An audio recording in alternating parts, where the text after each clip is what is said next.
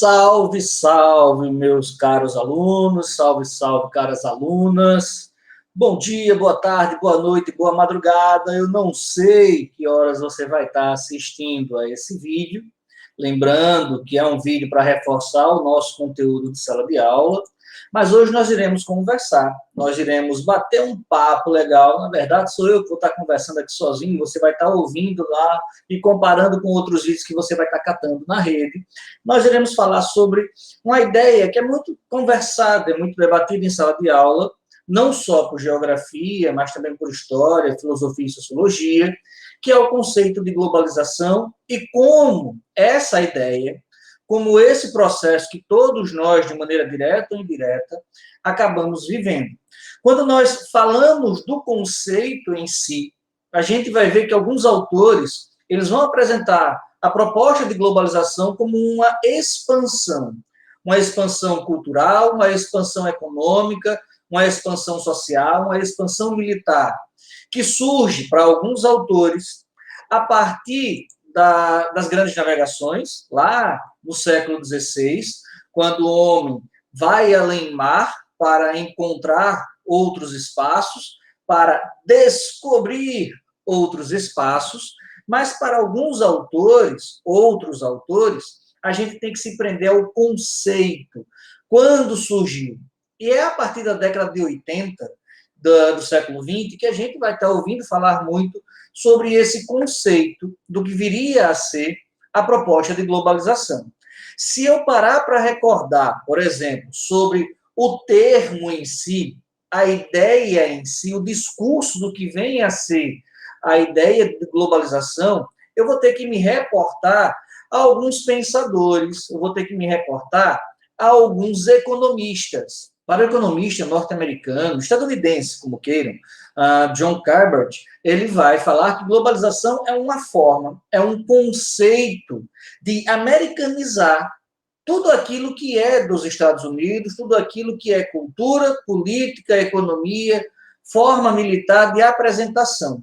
Então, ele vai pegar toda a ideia e identidade estadunidense e vai compilar essa ideia numa forma, numa metáfora que ele vai chamar de globalização. Seria o que muita gente discute hoje sobre a ideia de ideologia. E aí, logo, a gente tem que parar com algumas bobagens. Todos nós, enquanto cidadãos, todos nós, enquanto pessoas, vivemos, projetamos pensamentos ideológicos. Esses pensamentos podem ser religiosos, podem ser econômicos, podem ser culturais, podem ser sociais, mas ninguém é um vácuo, ninguém é vazio a ponto de chegar sem um pensamento, sem uma ideologia, sem uma identidade. Então, quando o Calvert ele chega e vem falar que o modelo de globalização que é ofertado para a gente é um modelo americanizado, é um modelo estadunidense, onde os Estados Unidos apresentam a sua estrutura de vida, apresentam a sua ideia de vida, e a partir daí, o mundo todo, quase que de maneira contínua e reta, direta, ele acaba assimilando e assumindo isso. É interessante a gente notar que essa percepção ela se tornou muito mais forte a partir da década de 60, quando os próprios Estados Unidos, quando a própria TV estadunidense começa a apresentar a guerra do Vietnã. A partir daquela guerra, que foi transmitida ao vivo, que foi passada não só nas rádios, mas também na televisão, e que posterior a ela, muitos filmes, muitos documentários, muito material impresso, muito material de filme começou a aparecer, é que a gente vai ter um outro conceito que vai estar atrelado, colado, com o conceito de globalização, e inclusive surgiu um pouco antes, que é o conceito de rede.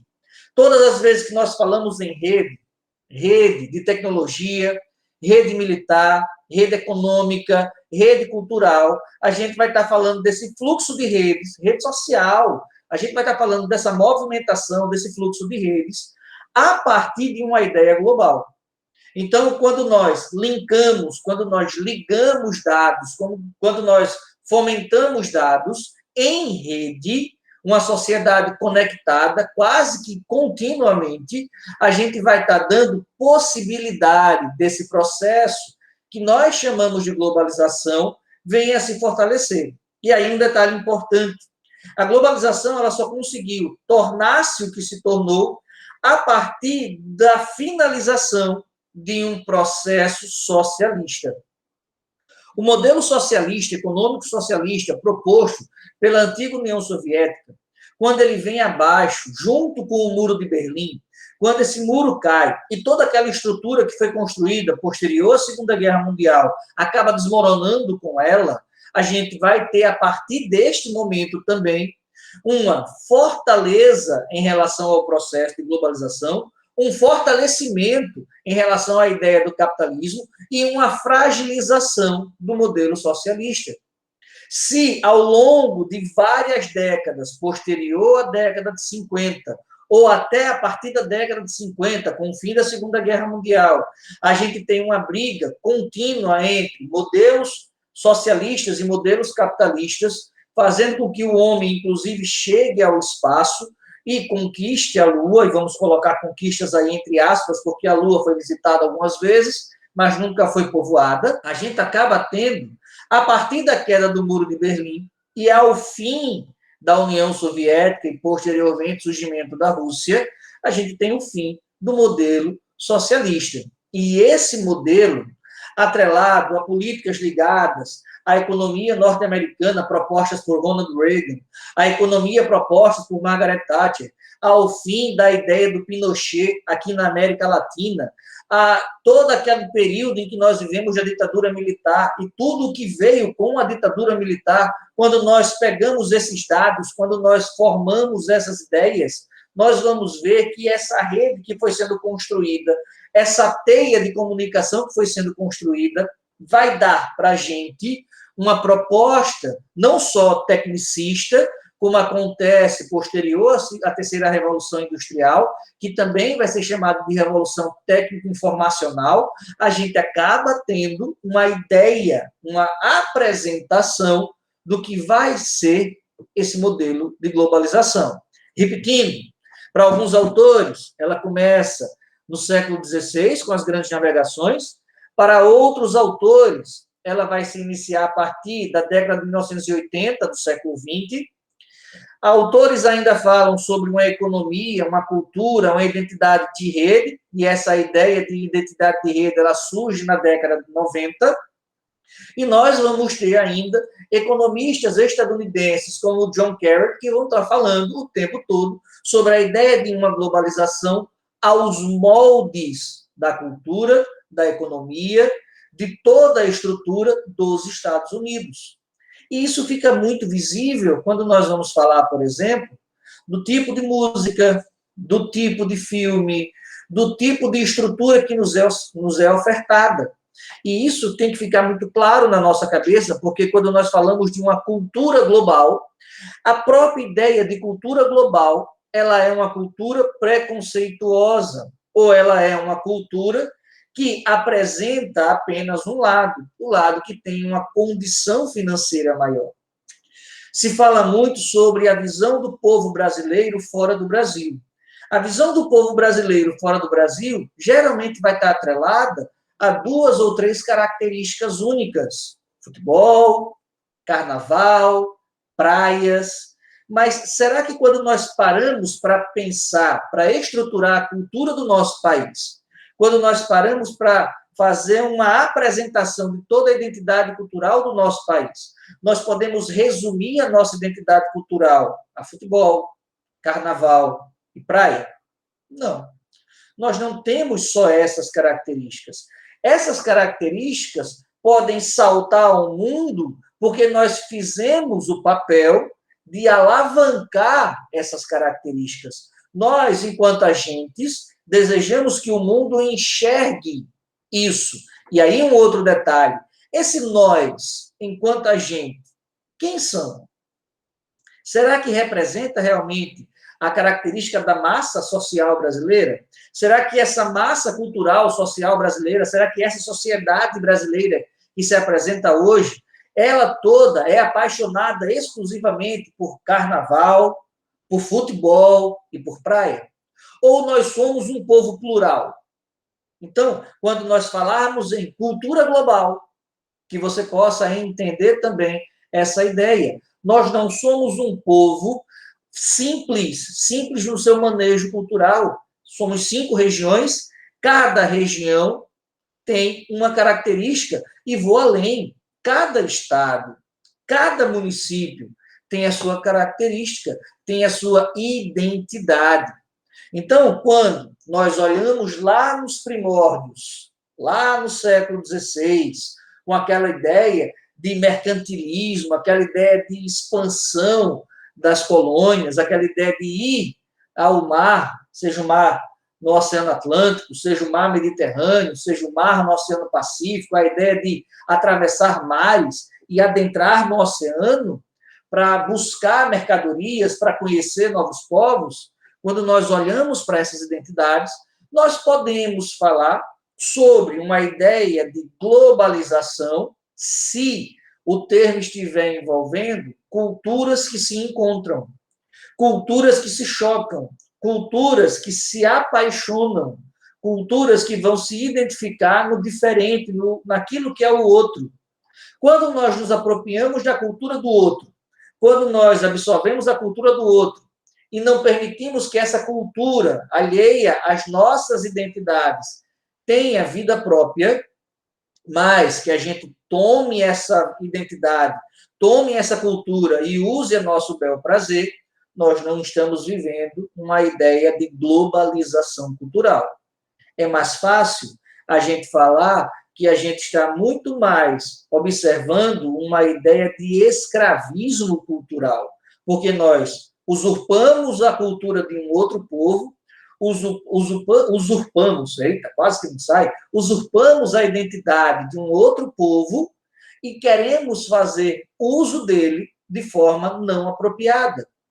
Poxa, Geraldo, então, o homem que tem na sua apresentação, na sua etnia, característica branca no Brasil, não pode utilizar o turbante negro, ele não pode utilizar a pintura indígena. Minha gente, é um debate que vai causar alguma estranheza. Particularmente, o que é que eu entendo? E aí é uma visão muito particular. Nós somos um povo miscigenado. E um povo miscigenado onde a cultura do escravismo, a cultura do preconceito, ainda é uma cultura muito forte nas nossas falas, nas nossas escritas, naquilo que nós fazemos e agimos. Nós trazemos nas nossas identidades uma cultura de preconceito muito forte que, enquanto homem branco, eu preciso lutar muito para ir extirpando da minha identidade. Esses dias, eu cometi um agafe terrível. Eu fiz um comentário racial, preconceituoso, e um professor, amigo meu, um cara que eu tenho o maior respeito, que defende a questão negra no nosso estado de Alagoas, no nosso município, município de Maceió, ele foi e indicou que eu estava caminhando por um lado errado. Automaticamente eu fiz a correção, mas eu não posso, minha gente, simplesmente pedir desculpa. O reconhecimento do erro, ele obrigatoriamente passa por uma mudança de atitude. E eu não posso cair na ideia, cair no erro de, ao pedir desculpa ou ao pedir perdão, eu já resolvi o problema. Porque a minha identidade cultural, ela, branca, vai atingir os olhos e atingir as características sociais do outro. E eu tenho que estar muito atento a isso, eu tenho que estar muito ligado a isso daí. Mas a minha identidade também é negra. Nos meus parentes, naqueles que me deram sangue, porque eu tenho avós, tios, pai, negros. A minha identidade também é indígena, também é nativa, porque corre também nos meus sangues, no meu sangue, perdão, corre também no meu DNA características nativas. E eu trago isso também na minha família. Eu tenho que respeitar o limite, e esse limite, ele passa por uma navalha muito tênue entre o que eu posso apropriar dentro da minha identidade e permitir que a minha identidade seja apropriada do outro, mas eu não posso simplesmente me identificar e usurpar a ideia do outro. Eu acho que nós devemos tentar conviver com essas ideias. Agora, um cuidado, nós não podemos ficar reféns de dizer que etnia X, etnia Y, etnia Z, elas não se misturam. Aqui no Brasil, eu acho muito difícil nós fazermos esse tipo de obrigatoriedade. Nós temos que ter muito cuidado. Então, vai acontecer sim de nós encontrarmos mulheres brancas utilizando turbantes, turbante negro. Vai acontecer de nós encontrarmos negros utilizando colares indígenas. Vai acontecer de nós encontrarmos índios utilizando características na vestimenta, na maquiagem de pessoas de traços europeus ou de traços brancos, como queiram, para depois não dizer que eu estou sendo preconceituoso. A gente tem que ter muito cuidado nesse sentido. O importante é que a gente entenda que o nosso povo é um povo, infelizmente, estigmatizado com esse preconceito. Esse preconceito que diminui as oportunidades da população parda, da população negra, da população nativa, e que coloca a população branca num nível de possibilidades maior.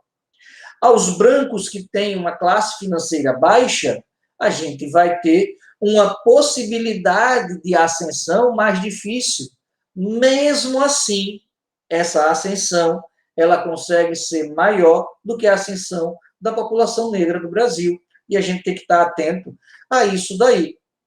Então, a gente tem esse primeiro momento dos movimentos migratórios lá nas grandes navegações. A gente tem que observar que a globalização ela também está ligada ao mercado financeiro, ao mercado internacional de compra e venda, de exportação e importação. Esse mercado financeiro ele vai passar por alguns elementos: bancos, bolsa de valores, instituições que negociam, que fazem transações o tempo inteiro, multinacionais, transnacionais, e essas relações, elas sempre vão estar correndo em algumas áreas do nosso país, algumas áreas do planeta, e a gente tem que estar atento. No caso do Brasil, se eu fosse pegar a Bolsa de Valores, a bolsa mais importante do Brasil é a Bolsa de São Paulo, tá? Mas a gente ainda vai ter Nova York, fora do Brasil, Tóquio, Londres, Frankfurt. Então, são bolsas de valores importantíssimas que vão apresentar diariamente quais são as oscilações naquilo que é o âmbito econômico. Quando um produto, quando um fornecedor, quando o dólar ele tem crescimento ou queda. E essas relações de crescimento e queda da Bolsa de Valores e dos bancos, eles passam obrigatoriamente pelas transnacionais. As transnacionais têm o papel de ir além fronteira, de vender o seu produto além fronteira, de negociar no mundo inteiro. Então, teremos fábricas, teremos lojas, teremos empresas que vão estar circulando no mundo todo. Para tentar organizar essa questão econômica, vai surgir algumas necessidades. Entre as alternativas que aparecem, nós vamos ter as zonas de livre comércio, tá? A gente vai ter a união aduaneira, ou os pactos de união aduaneira, teremos o mercado comum, teremos políticas monetárias que são unificadas, que vão surgindo a partir de demandas. Se a gente pega, por exemplo, a União Europeia, ela vai trabalhar com uma política de unificação monetária para que todos os países membros tenham a mesma moeda, que vai ser o euro. Se a gente falar de zona de livre comércio, a gente tem como melhor exemplo a relação entre Estados Unidos, Canadá e México. Só que, neste caso, a gente ainda vai ter que ter uma preocupação maior, porque Canadá oferta para os Estados Unidos mão de obra qualificada. O México oferta para os Estados Unidos mão de obra não qualificada. E os Estados Unidos ofertam para os dois tecnologia e material de ponta. Tá? Além dessa ideia, a gente vai ter que ver como o mundo ele se relaciona na sua multipolaridade. O mundo está cada vez mais multipolar. O mundo está cada vez mais dinâmico. Mas não esqueçamos do que nos alertou o grande professor Milton Santos sobre a ideia de polarização econômica e o mais preocupante na visão do Milton Santos, quando você restringe um produto a apenas um país. Quando você pega determinadas produções e coloca em um único país, nós podemos ter uma crise econômica gigante. Foi o que aconteceu agora recentemente, no ano 2021, justamente por conta de uma concentração de mercadorias apenas na Ásia, mais especificamente na China. Quando falta a mercadoria e a procura é muito maior, o valor do produto vai lá para cima. A ideia mais correta seria diversificar a produção em vários países do planeta para que houvesse uma concorrência mais igualitária. Só que isso é muito complicado, porque quando nós pegamos mercados como China e Índia, que representam mais de 2 bilhões de habitantes, a concorrência em mão de obra e tecnologia é muito mais difícil, é muito mais complicado. Então, as tarifas que vão aparecendo, os acordos que vão aparecendo para tentar resolver essas situações, vão aparecendo simplesmente como alguém, ou um grupo, ou uma tarifa, ou um acordo, que serve como cortina de fumaça. Ou vai tentando apagar os incêndios aqui ou ali, porque o tempo todo vão estar aparecendo problemas ligados a essa relação de um produto apenas em um país. Outro fator, em cima da ideia de globalização, passa pela militarização no processo global. A guerra, a grande Segunda Guerra Mundial, ela ensinou algumas coisas e ela criou alguns grandes polos militares. Estados Unidos, Rússia, China, países que possuem armamento nuclear, treinamento militar, uma tropa bem organizada, em detrimento de outros países que não possuem uma dessas partes ou não possuem nenhuma delas. Então, a geopolítica, ela também vai passar sobre esse conceito, sobre essa identidade da globalização. Então, as negociações, elas ultrapassam as fronteiras, elas ultrapassam a ideia simplesmente social, cultural e econômica, e ela vai também para a ideia política e a ideia militar. Onde quem mais tem poder político, quem mais tem poder econômico, mais poder no mundo tem. Essa ideia ela é preocupante, porque quando nós olhamos para o Brasil, dentro desse cenário global, o que é o Brasil? O Brasil é um país que possui uma produção agrária fabulosa, uma extração mineral importantíssima, nós somos, sem problema nenhum, um dos principais celeiros alimentares do mundo, em que nós exportamos em grande quantidade laranja, açúcar, café, soja, recebemos os dividendos, os royalties em relação a essa produção, sem problema nenhum, só que nós não transformamos os royalties, não transformamos o dinheiro que nos é dado pela venda do nosso produto em benefícios para a sociedade. Então, o Brasil ele se torna um grande exportador de matéria-prima e um grande importador, por exemplo, de tecnologia, de combustíveis fósseis, de maquinários. A balança não pesa de forma positiva para o Brasil, porque nós acabamos pagando muito mais do que vendemos. É necessário para o nosso país investir em segurança, investir em saúde, mas investir em educação e tecnologia, fazendo com que o nosso país se torne um polo de tecnologia, se torne um polo de produção econômica, se torne um polo mundial que traga para o nosso país vantagem, podendo até utilizar as regiões do Brasil como cinturões econômicos, vendo o que cada região pode gestar de benefício econômico para o nosso país. E quando olhamos no ano 2021, quais são as estratégias observadas pela política brasileira em relação ao agronegócio, por exemplo, e a extração e preservação do meio, nós começamos a notar que o agronegócio vem cambaleando no que diz respeito à preocupação com o meio ambiente. E esquece que se ele não se preocupar com o meio, se ele tiver a intenção simplesmente de desmatar, de obstruir, de retirar os meios naturais, o mundo não vai comprar o nosso produto. E nós ficamos sempre nessa necessidade de um país ou outro nos olhar com caridade e afirmar, nós queremos fazer negociação com o Brasil. Beleza, minha gente? É isso. Encerro esse conteúdo. Logo a gente vai ter mais material.